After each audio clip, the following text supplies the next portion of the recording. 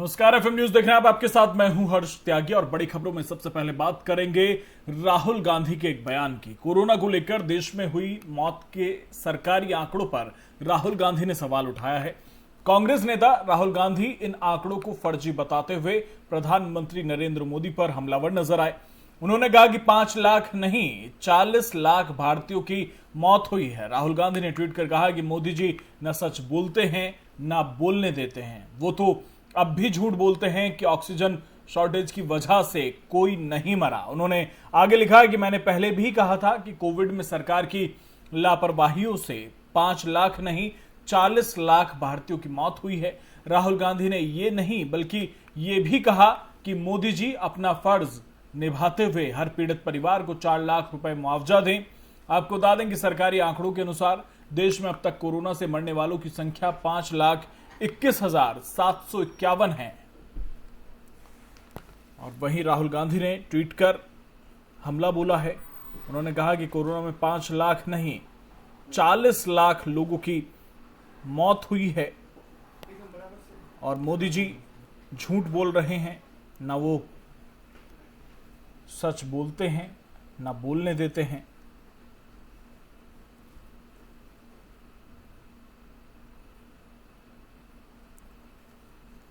राहुल गांधी का यह दावा है कि कोरोना से 40 लाख भारतीयों की मौत हुई है और राहुल गांधी ने प्रधानमंत्री नरेंद्र मोदी से कहा है कि हर परिवार को 4 लाख मुआवजा सरकार की तरफ से दिया जाना चाहिए। आपको बता दें कि देश कोरोना महामारी से जूझ रहा है और आगे बढ़ रहा है। पहली लहर से लेकर दूसरी और तीसरी लहर में कोरोना ने देश के करोड़ों लोगों को अपनी चपेट में लिया। सरकारी आंकड़ों की अगर हम माने तो देश में अब तक कोरोना से मरने वालों की संख्या 5,21,751 है। कांग्रेस नेता राहुल गांधी ने इन आंकड़ों को फर्जी बताया है और प्रधानमंत्री नरेंद्र मोदी पर हमला किया है। उन्होंने कहा कि 5 लाख नहीं 40 लाख भारतीयों की मौत हुई है। राहुल गांधी ने ट्वीट कर कहा कि मोदी जी न सच बोलते हैं न बोलने देते हैं। वो तो अब भी झूठ बोलते हैं कि ऑक्सीजन की कमी की वजह से कोई नहीं मरा। राहुल गांधी ने अपने ट्वीट में आगे लिखा कि मैंने पहले भी कहा था कि कोविड में सरकार की लापरवाहियों से 5 लाख नहीं 40 लाख भारतीयों की मौत हुई है। राहुल गांधी ने ये ही नहीं बल्कि ये भी कहा कि मोदी जी अपना फर्ज निभाते हुए हर पीड़ित परिवार को 4 लाख रुपए का मुआवजा दें। आपको बता दें कि केंद्रीय स्वास्थ्य मंत्रालय की ओर से जारी किए गए आंकड़ों के मुताबिक अब एक्टिव मामलों की संख्या घटकर 11,558 हो गई है और वहीं इस महामारी से जान गंवाने वालों की संख्या बढ़कर 5,21,751 हो गई है। आंकड़ों के मुताबिक अभी तक 4,25,08,788 लोग संक्रमण मुक्त हो चुके हैं। देश में अब तक कोरोना से 4,30,31,958 लोग संक्रमित हो चुके हैं। लेकिन राहुल गांधी ने एक बार फिर मोदी सरकार पर हमला बोला। उन्होंने कहा कि देश में कोरोना से 5 लाख लोगों की मौत नहीं हुई है बल्कि 40 लाख लोगों की मौत कोरोना की वजह से हुई है और सरकार जो आंकड़े पेश कर रही है वो आंकड़े सही नहीं हैं। उन्होंने कहा कि प्रधानमंत्री नरेंद्र मोदी को अपना फर्ज निभाना चाहिए और पीड़ित परिवार को 4 लाख रुपए मुआवजे के तौर पर दिए जाने चाहिए।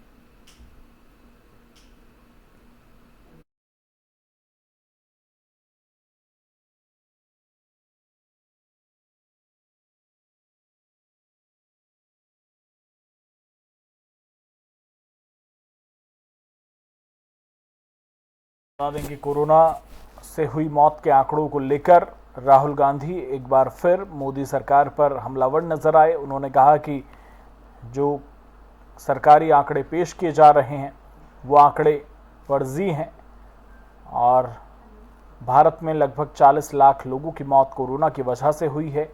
सरकार जो 5 लाख के आंकड़े पेश कर रही है वो पूरी तरह से सही नहीं है।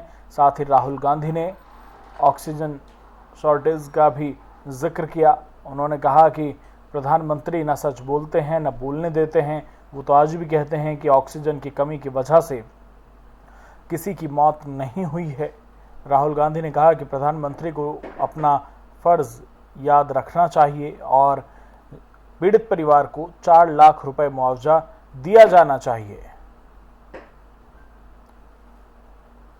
राहुल गांधी ने कहा कि मैंने पहले भी कहा था कि कोविड में लापरवाही की वजह से लगभग 40 लाख लोगों की मौत हुई है। आपको बता दें कि राहुल ने ट्विटर पर न्यूयॉर्क टाइम्स की एक रिपोर्ट का स्क्रीनशॉट भी साझा किया है, जिसमें दावा किया गया है कि भारत दुनिया भर में कोविड से हुई मौत के आंकड़े सार्वजनिक करने के विश्व स्वास्थ्य संगठन WHO के प्रयासों में बाधा डाल रहा है।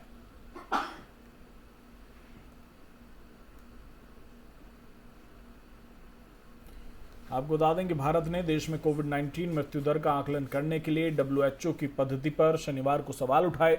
सरकार ने कहा था कि इस तरह के गणितीय मॉडल का इस्तेमाल इतने विशाल भौगोलिक आकार और जनसंख्या वाले देश में मृत्यु के आंकड़ों का अनुमान लगाने में नहीं किया जा सकता है। केंद्रीय स्वास्थ्य मंत्रालय ने 16 अप्रैल को प्रकाशित न्यूयॉर्क टाइम्स के भारत वैश्विक कोविड मृतक संख्या सार्वजनिक करने के WHO के प्रयास बाधित कर रहा है शीर्षक वाले आलेख के जवाब में कहा कि मंत्रालय ने कहा कि देश ने WHO द्वारा अपनाई जाने वाली पद्धति पर कई बार अपनी चिंताएं व्यक्त की हैं।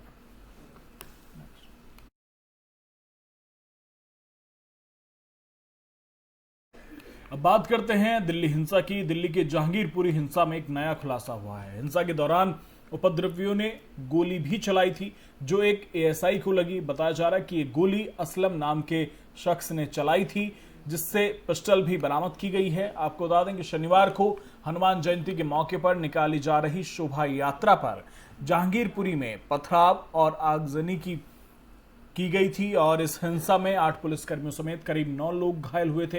हिंसा के आरोप में असलम समेत अब तक 14 लोगों की गिरफ्तारी हो चुकी है और दंगे के बाद जो FIR हुई है उसके मुताबिक जब शोभा यात्रा जहांगीरपुर के C ब्लॉक में जामा मस्जिद के पास पहुंची तो अंसार नाम का एक आदमी अपने 4-5 साथियों के साथ वहां पहुंचा और शोभा यात्रा में शामिल लोगों से बहस करने लगा। इसके बाद ही विवाद बढ़ गया और पत्थरबाजी शुरू हो गई। बताया जा रहा है कि जिन 15 लोगों की गिरफ्तारी हुई है उसमें अंसार भी शामिल है और बीजेपी नेता कपिल मिश्रा ने एक बड़ा आरोप इन लोगों पर लगाया है जिन्हें गिरफ्तार किया गया है। कपिल मिश्रा ने कहा है कि ये वही सारे लोग हैं जो शाहीन बाग में मौजूद थे, शाहीन बाग मामलों में भी मौजूद थे और ये 6 तस्वीरें हम आपको दिखा रहे हैं। पहली तस्वीर में पत्थरबाजी करते हुए आप देख सकते हैं। दूसरी तस्वीर में पुलिस के आला अधिकारी और भारी पुलिस फोर्स वहां पर पहुंची हुई। तीसरी तस्वीर एक CCTV के माध्यम से जहां पर जमकर पत्थरबाजी होते हुए आप देख सकते हैं। चौथी तस्वीर शोभा यात्रा के दौरान तलवार लहराते हुए आप लोगों को देख सकते हैं।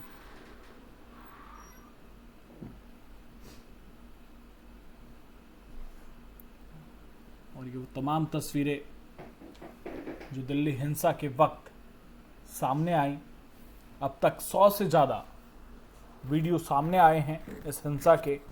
पुलिस अभी भी जांच कर रही है। इसमें 14 लोगों को गिरफ्तार किया गया है। FIR में कहा गया है कि ये शोभा यात्रा शांतिपूर्ण तरीके से जा रही थी। पुलिस बल साथ में मौजूद था और ये तस्वीरें देख सकते हैं आप, हाथों में तलवार है और पुलिस बल साथ में मौजूद था। लेकिन जैसे ही मस्जिद के पास ये शोभा यात्रा पहुंचती है वैसे ही पत्थरबाजी शुरू हो जाती है और यहाँ पर गोली चलाने का मामला भी सामने आया है जिसमें एक ASI को गोली लगी है। 8 पुलिसकर्मी घायल बताए जा रहे हैं जिन्हें अस्पताल में भर्ती करा दिया है जहां पर उनका इलाज चल रहा है। साथ ही इसमें राजनीति भी शुरू हो गई है। कपिल मिश्रा ने कहा है कि ये जो 14 लोग गिरफ्तार हुए हैं ये शाहीन बाग वाले मामले में भी शामिल थे। हालांकि हालात अब सामान्य हैं, लेकिन सबसे बड़ा सवाल ये कि आखिर ये माहौल बिगाड़ने वाले लोग कौन हैं, इस साजिश का जिम्मेदार कौन है। और सिर्फ दिल्ली की ही बात ना की जाए, पूरे भारत के अलग अलग हिस्सों में कल हनुमान जयंती के मौके पर कई जगह पर पथराव हुए, चाहे वो देवनगरी हरिद्वार की बात की जाए, चाहे वो अलीगढ़ की बात की जाए। ये तमाम वो जगह जहां पर शोभा यात्रा के दौरान पत्थरबाजी की गई।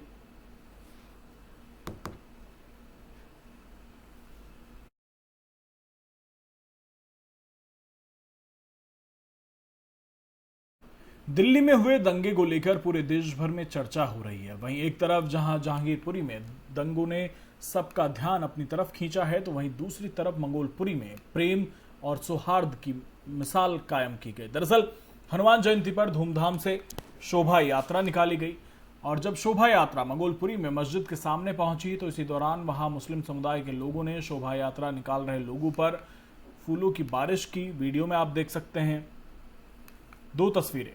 पहली तस्वीर जहांगीरपुरी की, जहां पर शोभा यात्रा के दौरान पत्थरबाजी की गई, हिंसा वहां पर हुई, मारपीट हुई, पुलिसकर्मी वहां पर घायल हुए। और दूसरी तस्वीर मंगोलपुरी की, जहां पर शोभा यात्रा के दौरान पुष्प वर्षा की गई और एक सौहार्द बनाने की कोशिश वहां पर की गई। ये तस्वीर हम आपको दिखा रहे हैं, मंगोलपुरी की तस्वीर है ये। शोभा यात्रा जब निकाली जा रही थी तो उस शोभा यात्रा पर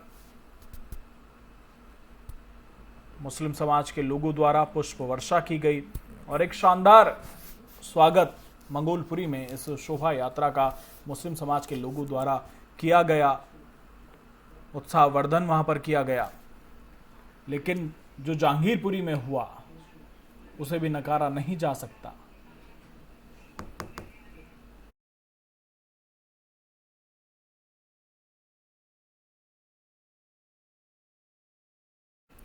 अब बात करते हैं बिहार की। बिहार के बोचहा विधानसभा उपचुनाव के बाद बिहार की सियासत में बयानों का दौर तेज हो गया है। बोचहा उपचुनाव में बीजेपी की हार के बाद जेडीयू काफी मुखर हो गई है। जेडीयू के एमएलसी ने कहा कि हाल के दिनों में बीजेपी नेताओं की ओर से सीएम नीतीश कुमार पर की गई टिप्पणी बोचहा में हार का सामना करने की एक मुख्य वजह रही। जेडीयू एमएलसी खालिद अनवर ने बीजेपी पर हमला बोलते हुए कहा कि बिहार में एनडीए के लीडर नीतीश कुमार हैं और इसके बाद भी एनडीए के कुछ नेता नीतीश कुमार पर ही उंगलियां उठाकर वाहवाही बटोरना चाहते हैं, जिसके कारण नीतीश कुमार को चाहने वालों को काफी तकलीफ हुई। यही कारण है कि बोचहा में बीजेपी को सफलता नहीं मिली।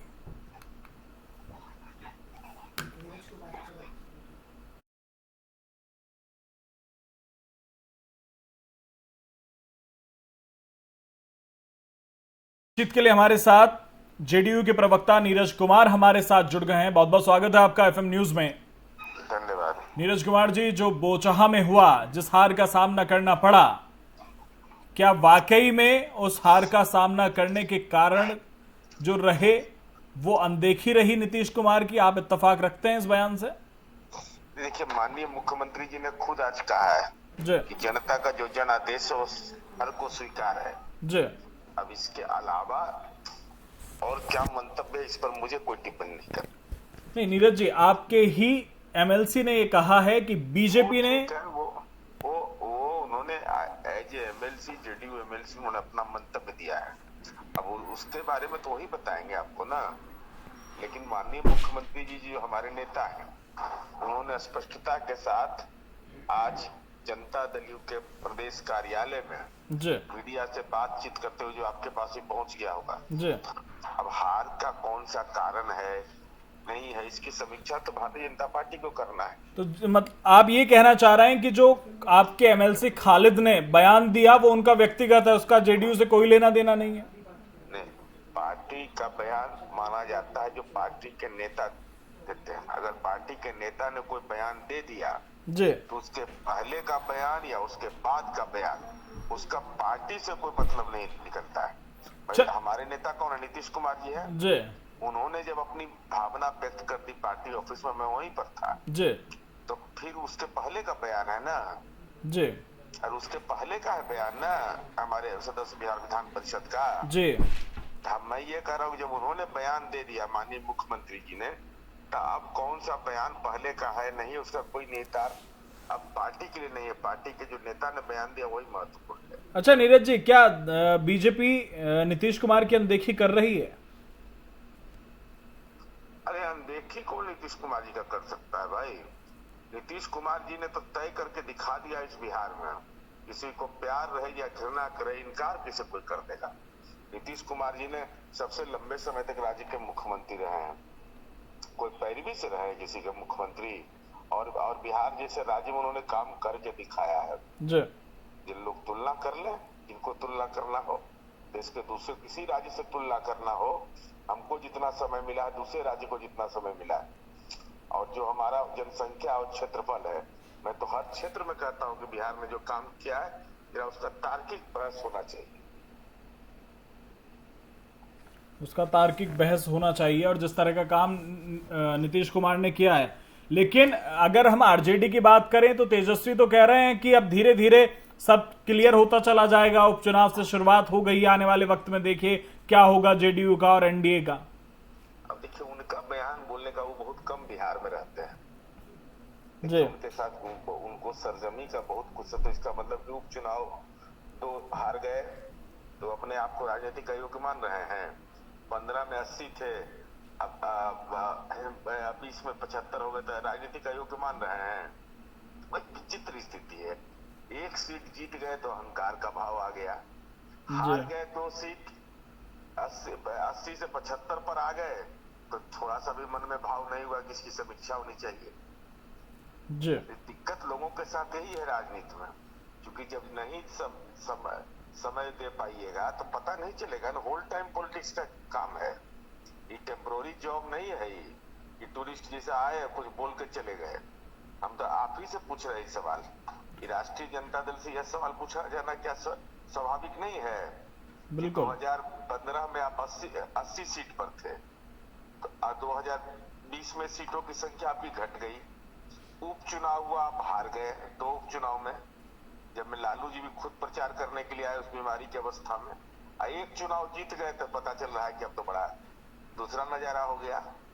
विचित्र थे अंगनी, हमको नहीं समझ में आता है। अच्छा नीरज जी, आखिरी सवाल कि जिस तरह से आपके एमएलसी ने कहा, अगर एक बार को मान भी लें कि इस तरह की अनदेखी हो रही है, तो क्या इस पर विचार करने की जरूरत नहीं है एनडीए को?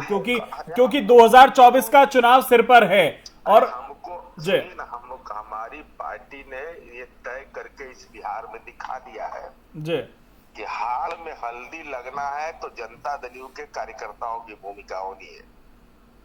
हमको इग्नोर नहीं किया सकता बिहार की पॉलिटिक्स में, और ये नहीं कि कोई हम जात के नाम हमारी पार्टी नहीं है, कोई धर्म का और मजहब के नाम पर नहीं है, अपने काम के बदौलत, और ये हमारी पूंजी भी है।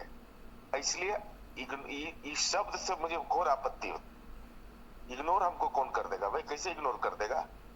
बिहार की जनता से आके सर्वे कोई करवा ले, कहीं भी अकेले में हमारा विरोधी भी कहता है कि नीतीश कुमार जी ने काम किया है, दिल पर किसी को कबूल नहीं है, होता है कि नीतीश कुमार जी की आलोचना ऐसे आपको जाति के नाम पर, धर्म के नाम पर, गठबंधन के नाम पर, ये नाम पर कर दे वो अलग विषय है, लेकिन हर के दिल में यह जरूर बात बैठी हुई है कि नीतीश कुमार जी ने इस बिहार की तस्वीर को बदलने का प्रयास किया है।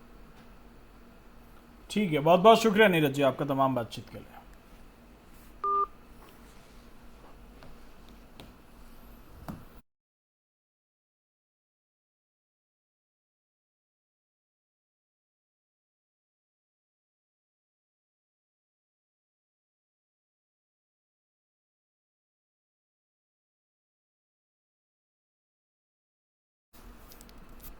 तो जेडीयू के प्रवक्ता हमारे साथ जुड़े, जिनका साफ तौर से कहना था कि बिहार की राजनीति में अगर हमें कोई अनदेखा और इग्नोर करने की कोशिश करेगा तो उसका खामियाजा वो भुगतेगा। हालांकि उन्होंने कहा कि हमारे मुखिया नीतीश कुमार जी ने कह दिया है कि जो जनता का आदेश था बोचहा में उसे हम मान रहे हैं, लेकिन जेडीयू के एमएलसी का ये साफ तौर से कहना है कि जिस तरह से टारगेट किया गया नीतीश कुमार को बीजेपी के द्वारा, उसी का खामियाजा बीजेपी ने भुगता है। जो बोचहा में उपचुनाव जो हुआ उसमें हार का सामना करना पड़ा। बोचहा में बीजेपी उम्मीदवार की हार का कारण एनडीए के लीडर को अपने घटक दल के कुछ नेताओं द्वारा सम्मान नहीं किया जाना माना जा रहा है। ये एमएलसी कह रहे हैं जेडीयू के। उन्होंने कहा कि सहयोगी दलों से मिल रही जानकारी के मुताबिक पिछले कुछ दिनों से एनडीए के कुछ नेताओं ने ऐसा माहौल बनाया था कि एनडीए के बिहार में कई नेता नहीं हैं। खालिद अनवर ने कहा कि बोचहा में हुई हार सबके लिए चिंता का विषय है, लेकिन एनडीए के साथ बीजेपी को इस पर समीक्षा करनी होगी। एनडीए के बड़े नेताओं को इस विषय पर सोचना होगा, क्योंकि अब 2024 का लोकसभा चुनाव हम सबके सामने है। वहीं बोचहा रिजल्ट के बाद यह कहा जा रहा है कि चुनाव जीतने के लिए बीजेपी ने यहां जो रणनीति बनाई उसमें कुछ भी ठीक नहीं था। बोचहा के चुनाव प्रभारी और एमएलसी देवेश कुमार ने चुनाव में करारी हार की जिम्मेदारी ली और कहा कि इस हार की जिम्मेदारी लेता हूं, जल्द इसकी समीक्षा की जाएगी। जो कमी हुई है उसे हम दूर करने की कोशिश करेंगे। देवेश कुमार ने कहा कि चुनाव के दौरान कहीं कोई भीतरघात नहीं हुआ है और सहयोगी जेडीयू का भी भरपूर साथ मिला है। मुख्यमंत्री नीतीश कुमार ने भी बोचहा में जाकर चुनाव प्रचार किया था। तो बीजेपी ये कह रही है कि कोई भीतरघात नहीं हुआ, हमारा जो सहयोगी दल था जेडीयू उसका भरपूर समर्थन हमें मिला। मुख्यमंत्री खुद प्रचार करने पहुंचे, लेकिन जेडीयू के एमएलसी ये कह रहे हैं कि टारगेट करके जिस तरह की टिप्पणी नीतीश कुमार को की गई उसी का खामियाजा बीजेपी ने बोचहा उपचुनाव में भुगता है।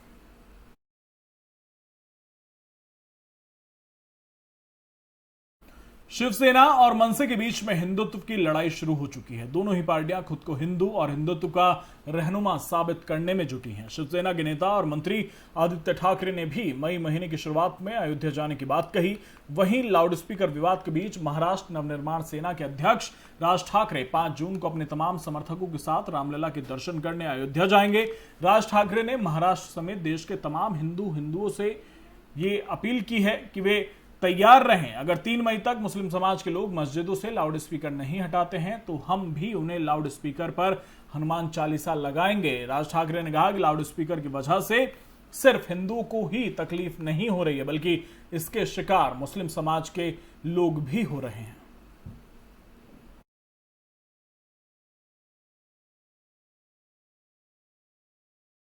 राजधानी दिल्ली के जहांगीरपुरी इलाके में हनुमान जयंती पर हुए दंगों को लेकर आरोप प्रत्यारोप का दौर शुरू हो गया है। शिवसेना के नेता संजय राउत ने इसे लेकर बीजेपी पर जमकर निशाना साधा। उन्होंने आरोप लगाते हुए कहा कि दिल्ली की तरह मुंबई में भी हिंसा भड़काने की साजिश की गई थी। महाराष्ट्र में भी कल शांति भंग करने की पूरी कोशिश हो गई, मुंबई से लेकर महाराष्ट्र में जगह जगह। लेकिन यहाँ की जनता और यहाँ की पुलिस बहुत संयमी और बहुत ही मजबूत है, तो हमने ये नहीं होने दिया है और आगे भी नहीं होने दिया। उनका जो मिशन था ये लोगों का कि महाराष्ट्र में भी श्री राम जी और हनुमान जी के नाम पर हम दंगे भड़काएंगे, ये उनका एक मिशन था यहाँ के नए ओबीसी का, हिंदू ओबीसी का। सर 13 पॉलिटिकल पार्टी, तो ये हम नहीं। फिलहाल मेरे साथ इतना ही। बने रहिए एफएम न्यूज के साथ। नमस्कार।